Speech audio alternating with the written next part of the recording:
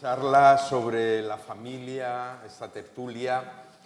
Hay una pregunta, pero también me gustaría que las alumnas que hay en este caso del ciclo superior de formación pues intervinieran, o los profesores, los educadores de educadores que puedan intervenir y bueno, y todo el mundo, que hagamos esto divertido, positivo, porque me han dicho por ahí que hay que hablar en positivo, vamos a hacerlo en positivo. Y tenemos una media hora porque los tertulianos se tienen que marchar, la conciliación familiar, según me cuenta. Sí, pero siempre la pagan las mujeres, ¿verdad, Mercedes? Bueno, pues vamos a empezar contigo. Bueno, pues yo quería retomar en algunas palabritas que he ido recogiendo cuando intervenía Celia. Se ha hablado de la pérdida de valores, de que la gente menú ahora no tiene tolerancia. Y yo lo relaciono mucho con la forma que tienen de jugar. Se aíslan con los juegos, con las maquinitas, con internet, con los videojuegos. Antes se jugaba en la calle y aprendían a que hay unas normas que después las van a tener en la vida, a que no siempre gana la misma persona, a que si yo hoy pongo el balón, mañana otra persona pone otra cosa. Y todo eso son valores que se van adquiriendo en la práctica sin darse cuenta. Y ahora no vemos niños jugando en las placetas, ni niñas tampoco. O sea, es que están encerrados. Es que nos gusta ahora que estén muy limpitos, encerraditos en casa, y claro, no se manchan ni nada, pero tampoco se les mancha el coco, que le hace mucha falta también eso, ¿eh? Lo dejo ahí un poco como reflexión. Y se hablaba también de la misión ejemplarizante, y yo creo que más que esa no vamos a encontrar ninguna, y más que la que damos los padres y las madres en casa. Si llegamos a lo mejor de trabajar fuera de casa ambos, y una sola es siempre la que se mete corriendo a la cocina a preparar y el otro se va a ponerse comodito y a sentarse a esperar pues eso lo estamos transmitiendo también. Y eso después se ha visto, como se ha hablado también, de cómo los niños están adquiriendo, los niños de familias que vienen de violencia, de temas de violencia de género, que es una de las parcelas importantes que trabaja nuestra asociación, cómo están adquiriendo el hueco que ha dejado el padre ausente y cómo las madres, que le ha costado algunas hasta 10 años deshacerse de ese maltratador, ahora están asumiendo que principalmente cuando deciden dar el paso, el 90% te dicen que ha sido por los hijos, porque ya llegaba esa violencia a los hijos, aunque desde mi opinión llega siempre porque la están viendo, aunque no los toquen, y eso les repercute después para toda su vida.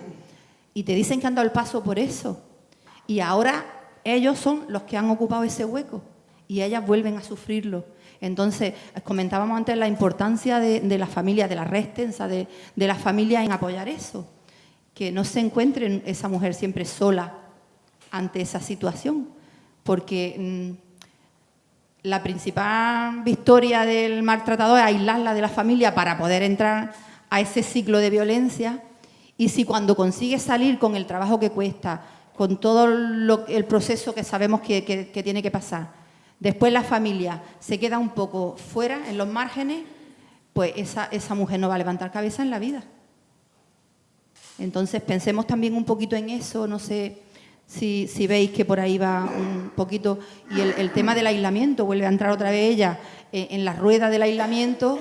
Y de ese segundo es muchísimo más difícil salir, os lo digo porque llevamos casi 20 años atendiendo y acompañando a mujeres con temas de violencia de género, y experiencias para contar las que queráis, de todos los colores y de todas las formas. Es alucinante.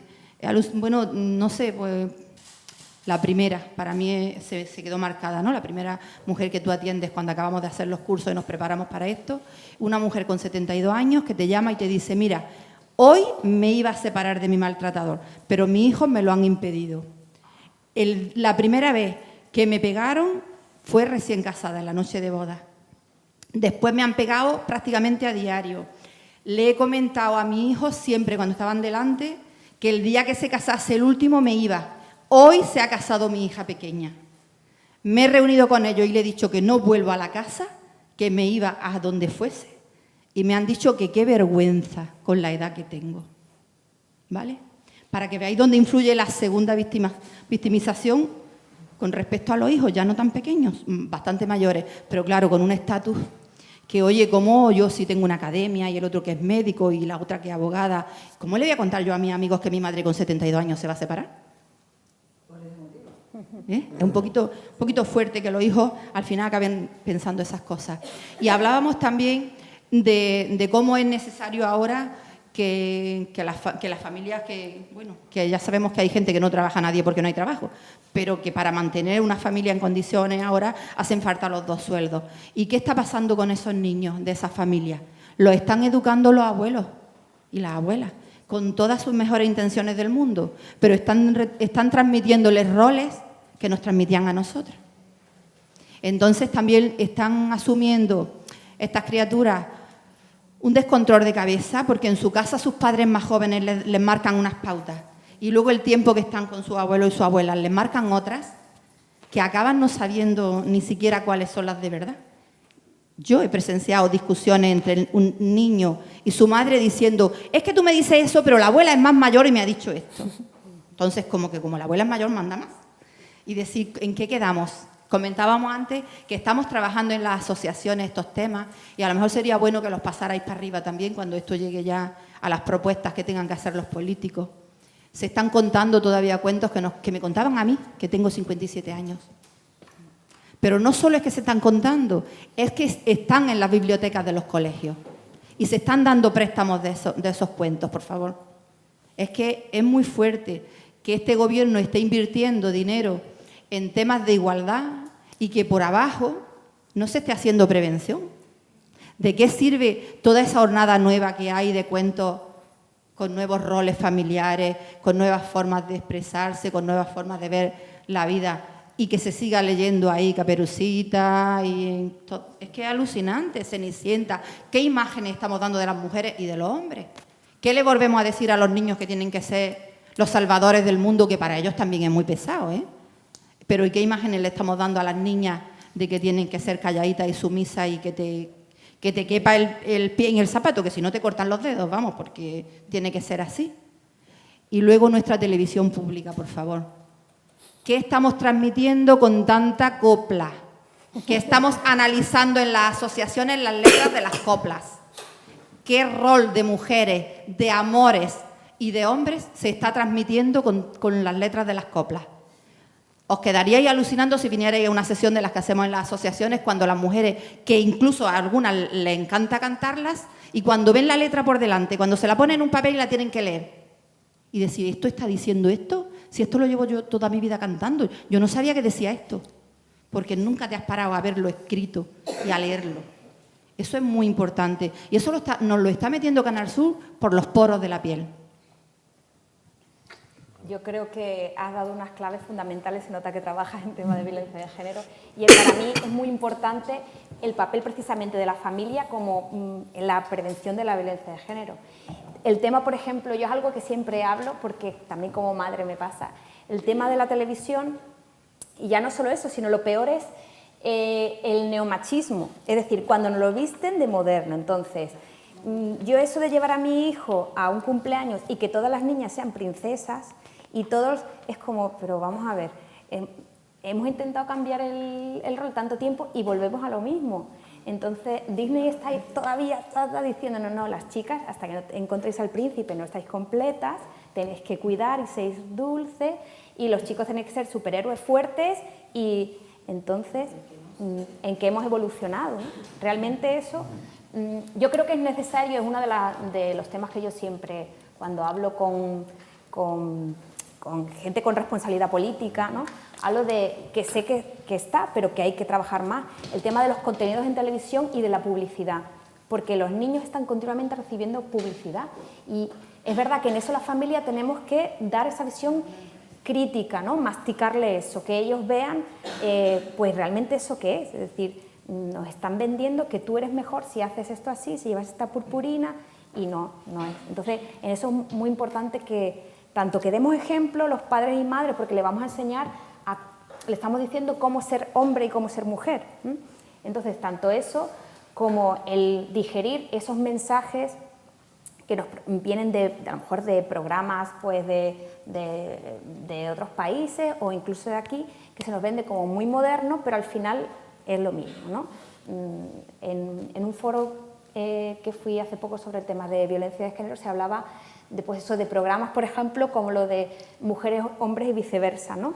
Y el daño que esos programas hacen a nuestros adolescentes, ¿no? Que es como, tengo que ser carnaza para ser más, y soy más atractivo por ciertas cosas, entonces que es muy fuerte.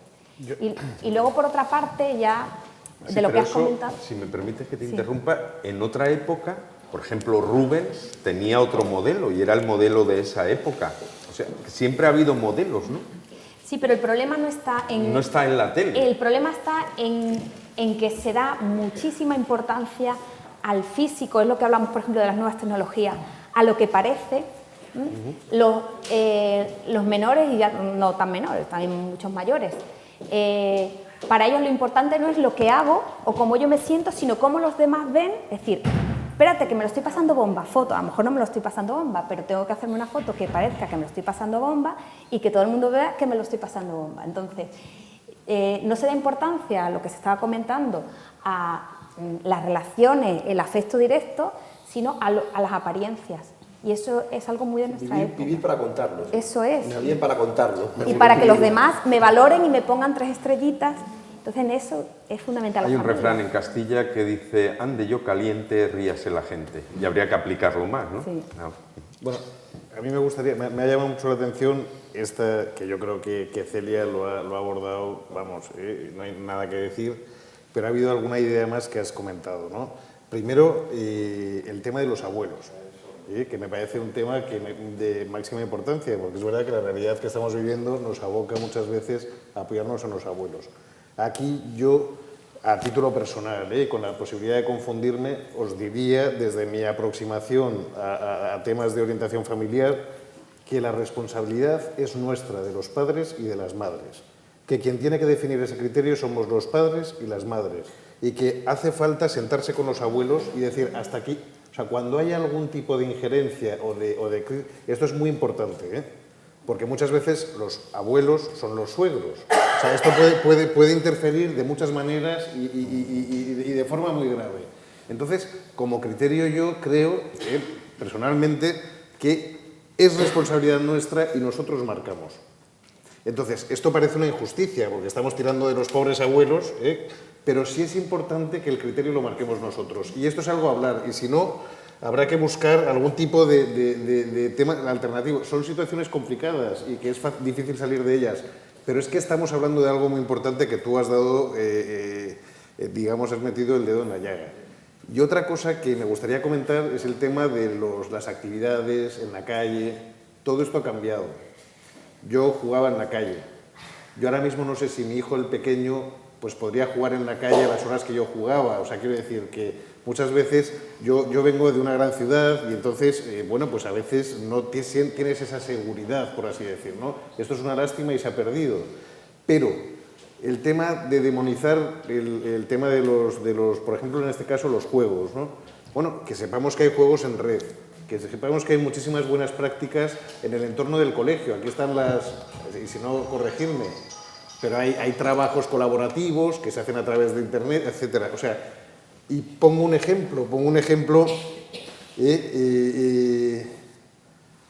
me acuerdo yo que en una reunión estaba con los de la ISFE, que es la Federación de los Juegos, la industria, los que sacan perras, pero este era un belga, Y entonces, me acuerdo, yo era el de la ONG, o sea que de alguna manera nos marcábamos ahí territorio, y entonces este hizo una especie de loa de los videojuegos, ¿no? Es que lo que aprende un niño de historia, cuando coge un juego de estrategia, no se lo olvida en su vida, ¿no? Decía. Y yo pensaba, y cuando le dispara y mata, no, eso es algo que entra por aquí y le sale por allá. O sea, quiero decir, no. O sea, hemos de ser conscientes que puede haber un juego muy adecuado para nuestro hijo, puede haber uno que es pernicioso, que rebaje su umbral de tolerancia a la violencia, ¿de acuerdo? Y que esto todo además incide luego en otros problemas muchísimo más graves. Pero es dependiendo, hay que estar ahí con un ojo, porque no es necesariamente malo, es que hay experiencias muy buenas. Yo podría contar aquí buenas prácticas de Internet y de nuevas tecnologías y de perfiles en Twitter y eso, que se nos cae la baba a todos. Pero también puedo contar muchas malas experiencias pues, o sea, quiero decir que es un poco dependiendo. Es verdad que es fantástico que tu hijo se apunte a un equipo que además de fútbol, o porque además le va a dar otro tipo de formación, el tema de compartir, el tema de sacrificarse, el tema de entrenar, etcétera, otro tipo de cosas. Y además el tema de interactuar y de hacerse una herida, que nos viene muy bien a todos, enreciarnos un poquito, ¿de acuerdo? Pero el juego puede socializar también, ¿eh? Ahora se habla de gamificación y hay muy buenas prácticas en este sentido, también de cara al aprendizaje. Entonces, yo creo que sería tan mal una cosa como la otra. Yo creo que hay muy buenas prácticas y hay otras que tienes toda la razón, ¿eh? Que lo que está es aislando un poco al chaval. Pero ahora hay mucho juego en red, ¿eh? Y como malísima práctica de todo esto, y os lo cuento porque seguro que lo sabéis, pero yo lo cuento, pues hablamos de los Massive Multiplayer Online Role Playing Games, o sea, que es como un taco, son unas siglas. ¿Qué tipo de juegos son estos? Pues son unos como el Ogame, como el World of Warcraft, donde juegan al mismo tiempo, pues igual 500.000 usuarios, son juegos en red, pero esto tiene un efecto, cuidadito con este tipo de juegos, si yo lo pongo sobre la mesa, porque no hay prevalencia, o sea, tú te vas a comer y te invaden la isla. Y esto a chavales de la edad de los nuestros le genera una ansiedad espectacular, ¿eh? Entonces, que sepamos que hay este tipo de juegos también, que a edades cuando son más pequeñitos los chavales, les genera muchísima ansiedad y que tenemos que prestar especial atención. Entonces, gamificación, experiencia de juegos, incluso para aprender, para hacer trabajos colaborativos. Hay muchísimos ejemplos, pero también hay otros donde tenemos que tener cuidado, ¿no? Yo quería seguir un poco tu historia personal. Has contado una historia dramática de violencia de género, que, tal como has contado, es una historia muy triste, pero como nos han comentado el moderador, que hiciéramos una lectura positiva, también de positivo. A mí me lo han pedido las chavalas. Quisiera incidir en que en general se ha mejorado mucho en este país la igualdad de la mujer. Se ha mejorado muchísimo. Hay cada vez más mujeres en el mundo laboral, hay más mujeres que hombres en el Poder Judicial, hay más mujeres que hombres que son magistradas, hay muchas mujeres... ¿En escala intermedia? Sí, pero porque han llegado más tarde, pero están accediendo hoy por hoy. La carrera judicial, los de promociones, acceden más mujeres que hombres. Y hay muchas mujeres en la universidad, hay muchas mujeres en el ámbito de la sanidad pública, con lo cual se está dando una vuelta a esa tendencia biográfica, por lo cual yo creo que en general se ha mejorado mucho, ¿no?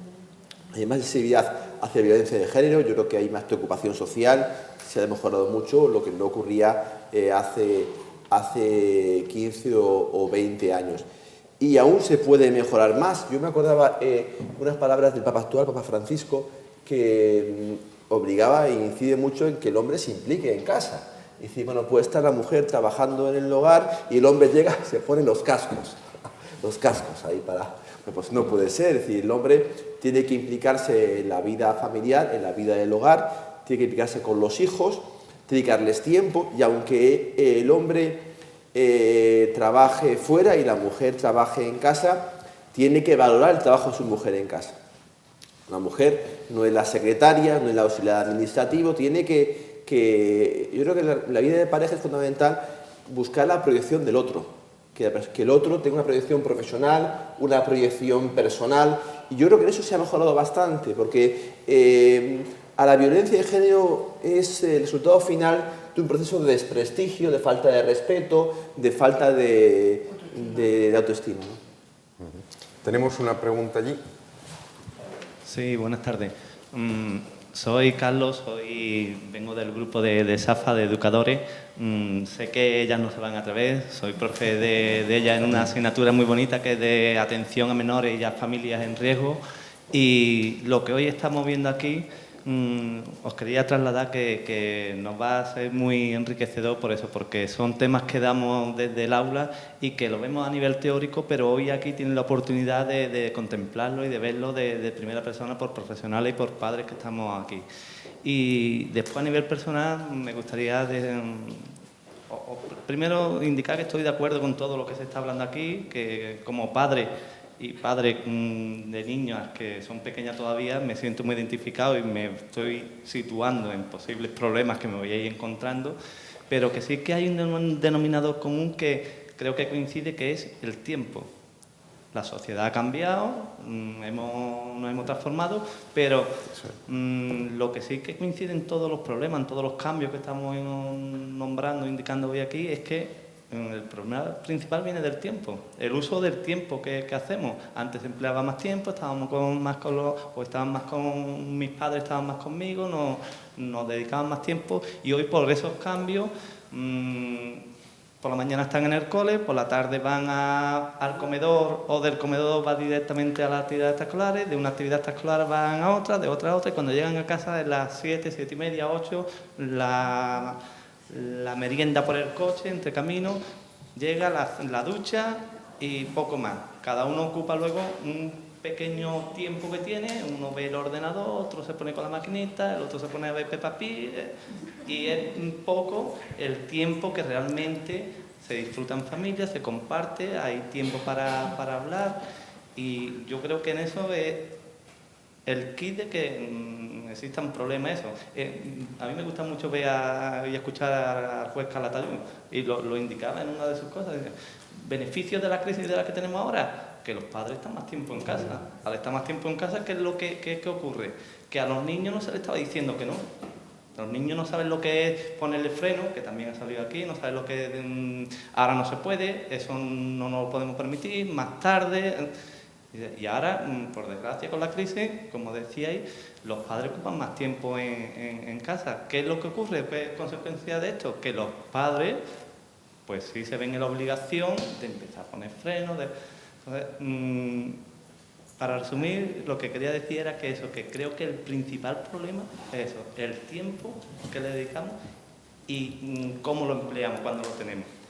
Y ya por último también, hablando de las nuevas tecnologías y de todo eso, en el ámbito de la educación, los padres, han salido de las escuelas de padres y todo eso, no pueden surgir muchas escuelas de padres porque si no tenemos tiempo ni para dedicarlo a nuestra familia, ¿cómo vamos a tener tiempo para ir a la escuela?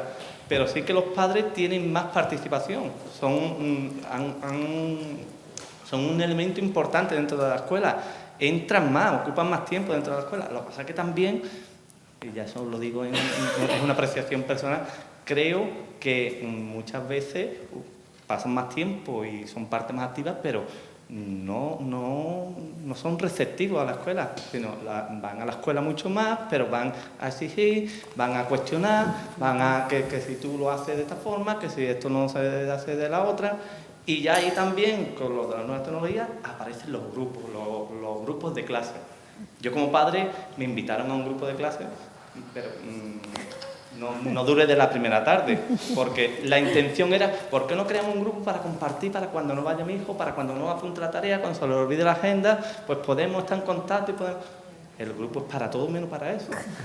El grupo es, hay que ver qué es lo que le ha dicho, qué es lo que le ha mandado, que le ha puesto un no sé qué, que esto lo llevaba bien porque lo hice ayer con él. Y, o sea, entonces, peligros también de la nueva tecnología. ¿Te puedo hacer una pregunta? Sí. ¿Tú cómo percibes los padres ahora, cómo nos aproximamos al profesor, si os quitan autoridad respecto de los hijos, si ves esa protección? Sí. De la que hablamos, que genera tanta infelicidad por otro lado, ¿no? El planteamiento de la pregunta era ese, lo que no lo quería tampoco, pero... La pregunta yo no te lo pregunto. Pero sí que es eso, ¿no? ¿Os quitan mucha autoridad? Ya. Antes yo iba, os hablo a nivel personal, yo iba a mi casa y le decía, papá, que el profe ha dicho que si puede ir a una tutoría, ¿qué es lo que ha hecho? ¿Qué es lo que ha hecho? ¿Qué es lo que...? Ahora, y después les doy explicaciones, ¿no? Pero lo primero era, a lo mejor me decía, pero tú has hecho algo, ¿qué es lo que es esto? ¿Va bien? ¿No va bien? Ahora lo primero es, así, pues, mañana voy yo al cole, voy a hablar con el profe y le voy a decir cómo es, cómo no es, qué es lo que debe de hacer, Entonces, en ese sentido sí que está un pelín más desprotegido, nos sentimos desamparados a la cara de los padres. Bueno, pues hacéis una labor impagable. Yo creo que... Y me gustaría que animar también a las alumnas que si tienen alguna inquietud, alguna pregunta, claro, que también, por supuesto. que se atrevan a... Un punto positivo si habláis. Yo no digo nada. Bueno, mientras la profesora y después una pregunta que tenía. Bueno, la verdad es que me ha parecido interesantísimo todo lo que se ha dicho, aunque ha habido muchos temas, aunque he visto muchos temas que no se ha podido profundizar por la falta de tiempo, pero el contenido ha sido muy elaborado, muy científico y la verdad es que ha estado muy bien todo. Y bueno, yo soy profesora pedagoga desde hace 28 años aquí en la SAFA. He trabajado con niños desde 2 hasta 6 años y desde 17 hasta 50 y tantos años que tengo educadoras infantiles y educadores. Pues siempre trabajo con mucha ilusión porque mi trabajo siempre me ha encantado. Soy una profesora maestra, por así decirlo, por vocación absoluta. Y la educación siempre me ha preocupado y veo el descenso, he visto muchas cosas en las que estoy de acuerdo, ¿no? Y el descenso que tienen en la categoría de profesor, que hoy los padres lo cuestionan todo, pero que no se dan cuenta de la importancia que tiene que ellos trabajen coordinadamente con nosotros. Y porque nosotros tenemos una visión de su hijo o de su hija desde el punto de vista no de ellos que viven en casa. Y como tú bien decías antes, a los niños hoy se los considera tesoros, no se les puede decir que no, pero es que no se les dice que no desde los 2 años. Y cuando ese chico llega a la ESO con 13 o 14, se nos presenta un problema grave en el colegio, porque es que ya ese niño, como nunca se le ha dicho que no en casa, ahora, ¿qué haces con ese niño tú que no eres el padre? Y que además luego te encuentras con que los padres vienen a criticarte y a decir que su hijo es el que tiene razón. Y no tú como educadora que estás intentando educar al niño desde una sociedad en la que va a vivir, no desde una cajita de cristal donde se va a mover, ¿no? Entonces, pues la verdad es que la educación hoy día es muy difícil. Nosotros hacemos de educadores, de padres, de psicólogos, de policía, y todavía creo que queda alguna misión más. Yo creo que hasta de confesores. También. Y pues sí, la verdad es que sí, es una labor muy difícil, cada día más difícil, cada día más interesante y un reto cada día mayor. Y bueno, pues yo me siento muy satisfecha de lo que hago diariamente y cada día me levanto con la idea de decir, tengo que hacerlo hoy un poco mejor, tengo que intentar llegar más a mi alumna, pero preocuparme por su vida, porque yo sé que mis clases cuando ellas están atendiendo, ellas vienen con su vida personal, con sus problemas familiares, con su entorno, con su novio, con su pareja, yo sé que es lo que ellas viven. O intento a través de las clases, yo veo la que se ríe, la que está seria, entonces te das cuenta realmente de la que viene con problemas o la que está bien. Entonces tienes que hacer un poco incluso de madre con esa chica o con ese chico y tienes que escucharlo. Y ya no solamente la labor de que le des clase o conocimiento, que te tire al suelo y haga una actividad lúdica con los alumnos, porque yo le doy metodología de juego, entre otras cosas, sino que tienes que actuar con ellos como una persona más y tener empatía con esos alumnos, sean de la edad que sean niños pequeños, porque yo te digo que he pasado por muchísimos distintos niveles, pero que la enseñanza es fascinante cuando realmente te gusta, pero que hoy día es difícil, porque antes los roles de la familia estaban muy previstos y hoy hay, como habéis dicho, muchos tipos de familias y te encuentras con muchos tipos de alumnos y alumnas que vienen ya, pues algunos traumatizados por la situación familiar, de padres separados, de muchas cosas que tú tienes que solventar sin ser tu función y tienes que hacer funciones pero que las hacen muy gustosas. Que ahí yo creo que lo que has comentado de la comunicación familia-escuela es que es el tándem necesario, pero aparte yo creo que además muchas veces cuando falla la familia, solo desde la escuela, desde el profesorado se puede identificar. Nosotros en el programa, por ejemplo, de atención a menores víctimas de abuso, siempre le decimos que un abuso intrafamiliar, es decir, un abuso, un maltrato, cualquier circunstancia, quien mejor lo va a poder detectar es el profesor, que está todos los días viendo a ese niño, que conoce perfectamente el niño, qué es lo normal, qué es lo anormal. Entonces creemos que es una posición privilegiada para precisamente detectar esas necesidades y igual que la familia creo que necesita pues, apoyo en las circunstancias de crisis, creo que el profesorado también necesita pues, ese apoyo, por ejemplo, lo que se le está dando ahora la importancia de pues, el respeto al profesorado, el que su opinión o todo lo que perciba pueda ser transmitido con los servicios sociales y trabajar conjuntamente, el establecer vías de trabajo conjunto y darle ese peso que tiene que tener, porque son muchas veces las únicas figuras coherentes que puede ver un niño, cuando en su familia a lo mejor no hay. Sí, y bueno, yo como respecto a lo que comentaba ya antes de la escuela de padres, yo estoy muy a favor de la escuela de padres y de hecho en nuestro centro, la escuela de Padre ECA, que no sé si la habéis oído, que creada por los jesuitas en Canarias, que a través de programas de radio y de unos libretillos que aquí la ha habido en el puerto, en las zafas del puerto, ha habido muchos años escuela de padres y como tú comentabas, efectivamente ya no es solamente la información que dan la escuela de padres, sino lo que los padres se comentan y lo que conviven y lo que comparten unos con otros y lo que se ayudan mutuamente. Y pienso que eso es muy interesante y lo que pasa, claro, hace falta lo que hoy no tenemos Tiempo. Nos queda una última pregunta. Yo voy a ser breve porque creo que vamos mal de tiempo. Nada, simplemente a compartir con lo que decía Pedro al principio, familias o familia. A mí me llama mucho la atención, quería saber si brevemente vuestra opinión sobre el anuncio de Coca-Cola. El anuncio de Coca-Cola, lo comento, es un niño que dice, mamá, que me dicen en el cole que yo tengo una mamá muy mayor y una señora de una edad, ¿no? Y dice, ¿quién te lo ha dicho? El niño pelirrojo. Y el niño pelirrojo le dice, papá, que me dicen en el cole que yo porque tengo dos papás. Y salen dos señores, ¿no? Y después dice otra niña chinita, mamá, que me dicen en el cole que no sois mis padres, ¿no? Entonces luego le dicen los padres, ¿te puedo hacer yo una pregunta a ti? Y dice el niño, sí. Dice, ¿pero tú me cambiarías? Y dice el niño, por nada en el mundo, ¿no? Entonces, primero, me llama la atención los modelos de familias que los niños nuestros lo ven con normalidad, ¿no? Que no hay ninguna familia tradicional, son todas familias. Y luego, la pregunta que se le hace al niño, ¿nos cambiaría? Y los niños están ilusionados, ¿no me cambiarían? Yo trabajo con la infancia que no está siendo bien tratada, con niños en situación de riesgo, y yo me lo trasladaba, ¿no? Niños del programa, yo decía, si estos niños le preguntaran a sus papás, ¿tú nos cambiarías? O sea, estos niños no tendrían esa respuesta, ¿no? Y no sé, me llama la atención, no sé si desde el Observatorio de la Infancia veis comenta ese anuncio que, no sé, lo están poniendo continuamente. A mí me llama mucho la atención. Es que no lo he visto. Bueno, pero No seguro que a a partir de ahora lo veréis. Que a mí me llama mucho la atención. Hay muchos tipos de familias.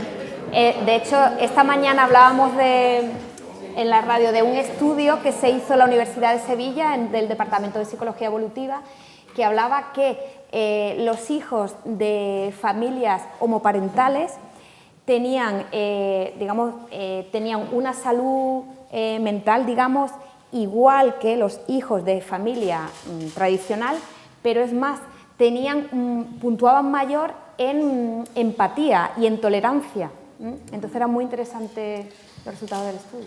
Vamos a terminar, tenéis un minuto porque ellos dos se tienen que marchar, vosotros no lo sé, pero tienen que la conciliación familiar. Sí. Bueno, yo para terminar creo que algo que nos ha hablado y que me gustaría un poco resaltar es la cuestión de dar autonomía a los niños y a las niñas y su participación en la sociedad, en la política, no solo en la familia, ¿no? O sea, creo que es fundamental y que tenemos que incidir en esta cuestión y con eso iba con la compañera cuando hablaba de ¿por qué no están los niños ahora en la calle? Pues somos responsables los padres mucho de esto, ¿no? O sea, hasta qué punto, me acuerdo de Iván Pascual, quizás lo conocéis, la gente que trabajáis en Internet, un sociólogo de Huelva que estudia nuevas tecnologías de infancia, y les preguntaba a los chavales esta cuestión, es que si a mí me dejaran salir más a la calle, yo no estaría todo el día con las redes sociales, ¿no? Bueno, incluso se puede ir más allá. O sea, la falsa percepción de mi hijo que bien está y que seguro está porque está en su cuarto con su ordenador es absolutamente falso. O sea, esto es un mito falso. O sea, eso es un foco de problemas. O sea, quiero decir, mucho más sano dejarle ir a la calle y jugar un partido de fútbol, ¿no? Muy bien. La verdad es que yo me he quedado con el tema del anuncio de Coca-Cola que comentabas tú antes. A mí me parece que no tenemos perspectiva para ver en qué influye la nueva forma de familia sobre los hijos, ¿no? No tenemos perspectiva del tiempo para poder valorarlo, ¿no? Yo sigo pensando inicialmente que lo ideal no siempre es lo posible, ¿no? Lo ideal no siempre, pero lo ideal, creo que lo mejor es que un hijo se eduque con la figura de un padre o de una madre. Yo es lo que querría para mis hijos. No siempre es posible, ¿no? Eso no te puede llevar nunca a una actitud de discriminación, falta de tolerancia, eso nunca. Pero yo sí creo que lo que yo prefiero, lo que creo que quisiera en el caso de que yo faltara para mis hijos, es que se educaran con la imagen de un padre y de una madre. Creo que es lo que más estructura la sociedad. ¿Terminas, Celia? Nada, pues un poco comentar lo que ya hemos hablado, la necesidad de proteger a los menores, pero no malinterpretar el tema de proteger, sino proteger es dar afecto, pero también poner límites y normas y orden. Pues vamos a ir terminando. Le quiero dar las gracias a todos, en especial al ciclo superior de educadores, porque ellos son el futuro de la formación de esos que van a educar. Creo que hacen los profesores una labor muy importante. Yo estoy convencido de que la vocación es fundamental para ser profesor, para ser educador. Creo que hoy en día no hay mucha vocación, se está perdiendo por falta de empleo quizá en otros sectores y se meten en educación. Creo que la educación es fundamental, pero vamos, yo como no soy especialista y ni es el tema, les voy a dejar a todos ustedes y decirles que mañana continuamos con la programación del encuentro de expertos con una mesa técnica en el centro cívico, en este centro Augusto Tolón Ferrón, a las 9 de la mañana, y luego a las 12 una mesa de representantes públicos aquí en el mismo centro cívico. Muchas gracias y hasta mañana.